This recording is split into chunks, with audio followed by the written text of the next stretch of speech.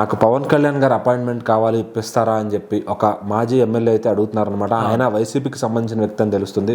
So మరి ఎవరా వ్యక్తి, ఆయన ఏమన్నా పార్టీ మారి ఇంట్లోకి వచ్చే ఛాన్స్ ఏమైనా ఉందా? అంటే భీమవరం మాజీ ఎమ్మెల్యే గ్రంథి శ్రీనివాస్ గారు అందరికీ పరిచయం ఉన్నటువంటి వ్యక్తి. సో ఇప్పుడు ఆయన ఇదంతా కూడా ఒక వెక్కిరింపుగా అండ్ కూటమి ప్రభుత్వం గురించి ఏ విధంగా నెగిటివ్గా చేయాలని ఒక ఆలోచనతోని ఆయన క్లియర్గా మాట్లాడుతున్నారు, అందరికీ అర్థమైపోతుంది. బట్ ఇక్కడ ఏదో పవన్ కళ్యాణ్ని ఎందుకు అడుగుతున్నారు అపాయింట్మెంట్ అంటే ఏదో పార్టీలో చేరడానికా లేకపోతే వాళ్ళతో ఏదైనా సీక్రెట్గా మాట్లాడుకోవడంగా, దీని విషయంలో కాదు. మనము రీసెంట్గా చూస్తూ ఉన్నాం ఇక్కడ భీమవరం డిఎస్పీ విషయంలో పవన్ కళ్యాణ్ గారు ఒక రిపోర్ట్ని కోరాడు ఆయన గురించి, ఆయన కంప్లీట్ వివరాలు ఏంటి, అసలు ఆయన ఏం చేస్తున్నాడు ఏంటి అనే విషయాల గురించి. సో ఈ విషయాన్ని అడ్డు పెట్టుకొని శ్రీనివాస్ గారు ఇది మాట్లాడుతున్నారు. అయితే ఈ కూటమి ప్రభుత్వం అధికారంలోకి వచ్చి దాదాపు 16 నెలలు అవుతుంది. అయితే ఈ 16 నెలలు అంటే 14 నెలల వరకు కూడా ఇప్పుడు భీమవరంలో ఉన్నటువంటి కొన్ని పేకాట కేంద్రాలు కావచ్చు, లేకపోతే అంటే కొన్ని అన్యాయంగా కొన్ని నడుపుతూ ఉంటారు, ఇంకా అవి వాటి నుంచి కొంత రుసుము అనేది ప్రభుత్వానికి చెల్లిస్తున్నారు, వీళ్ళే తీసుకుంటున్నారు. అయితే ఈ 2 నెలల నుంచి కూడా అవి రావట్లేదు. అందుకోసం అని చెప్పేసి డిఎస్పీ మీద వీళ్ళు వేటు వేశారు. పవన్ కళ్యాణ్ గారు డిఎస్పీ మీద అందుకోసమనే ఆయన రిపోర్ట్ కోరాడు అని చెప్పేసి ఇక్కడ గ్రంథి శ్రీనివాస్ గారు అంటున్నారు.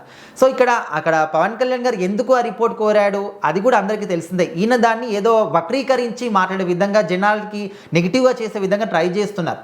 అయితే కొంతమంది అక్కడ ఉన్నటువంటి ప్రజలు ఏం చెప్పారంటే ఇక్కడ పేకాట కేంద్రాలు కావచ్చు ఇవన్నీ కూడా చెలరేగిపోతున్నాయి. అయితే ఇప్పుడు ఎవరైతే డిఎస్పీ ఉన్నారో జయసూర్య గారు, సో ఆయన వీటికి కొంచెం సపోర్ట్ ఇస్తున్నట్టు కూడా తెలుస్తుంది.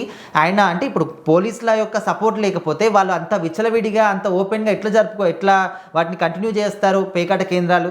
సో అందుకోసం అని చెప్పేసి కొంతమంది ఫిర్యాదు ఇచ్చినప్పుడు అప్పుడు పవన్ కళ్యాణ్ గారు ఈ మాట చెప్పారు. సో ఎవరైతే డిఎస్పీ జయసూర్య గారు ఉన్నారో ఆయన కంప్లీట్ వివరాలు ఏంటి, ఆయన ఏం చేస్తున్నాడో, ఇదంతా నిజమేనా కాదా అని చెప్పేసి ఆయన రిపోర్ట్ అడిగాడు. అందులో తప్పు లేదు. ఎందుకంటే ఒక తప్పు జరిగినప్పుడు దాని గురించి 10 రకాలుగా ఆలోచించాలి. నిజంగా చేస్తున్నాడా లేదా, కావాలని మీద బురద జల్లుతున్నారా అనేది తెలుసుకుంటే అప్పుడు అర్థమైపోతుంది. కానీ ఇక్కడ శ్రీనివాస్ గారు అది కూడా అర్థం చేసుకోకుండా వాళ్ళకి ఏదో రుసుము రావాలి, రుసుము రాలేదు కాబట్టి ఈ విధంగా చేస్తున్నాడు, ఈ విధంగా అది చేస్తున్నాడు, అండ్ నాకు అపాయింట్మెంట్ ఇప్పించండి ఇయరని కూడా నాకు తెలుసు, బట్ నాకు ఇప్పిస్తే ఇక్కడ జరుగుతున్న అన్యాయాల గురించి నేనే మాట్లాడతా, అండ్ ఇట్లాంటివన్నీ కూడా ఏదో పోలీసులే విచారించాలి, ఏదో ఒక సపరేట్ టీం ఏర్పాటు చేసి వాళ్ళే దీని గురించి చెప్పాలి అంటే కాదు. డైరెక్ట్గా పవన్ కళ్యాణ్ గారిని అడిగితే తెలుస్తుంది దీని వెనకాల ఎవరి హస్తం ఉంది అని చెప్పేసి ఆయన గురించి ఆయనకి నెగిటివ్గా మాట్లాడుతున్నారు. సో వైసీపీ పార్టీలో ఉన్న వాళ్ళు ఎప్పుడైనా కూడా వాళ్ళు జనాల పక్షాన ఉంటారంటే వాళ్ళ పేరుని యూజ్ చేసుకుంటారు అంతే, కానీ వాళ్ళ గురించి వాళ్ళే ఎక్స్ప్లోర్ చేసుకోవడం కానీ ఏదో మా గురించి మేము గొప్పగా చెప్పుకోవాలనే విధంగా ట్రై చేస్తూ ఉంటారు. అందరికీ తెలిసిందే. శ్రీనివాస్ గారు కూడా అదే విధంగా వెళ్ళారు, బట్ ఆయన సఫలం కాలేదు అని చెప్పుకోవచ్చు. జనాలకు తెలుసు ఎవరేం చేస్తున్నారు ఏంటి, పవన్ కళ్యాణ్ గారు ఎందుకు ఆ రిపోర్ట్ అడిగారు ఏంటి అని చెప్పేసి. సో ఈయన ఇంత వక్రీకరించి ఇంత వెక్రింపుగా నాకు అపాయింట్మెంట్ కావాలి అని అడిగినంత మాత్రాన అది జనాలకి వ్యతిరేకంగా వెళ్తుందంటే ఇంకా దాన్ని ఎవరు కూడా నమ్మరు.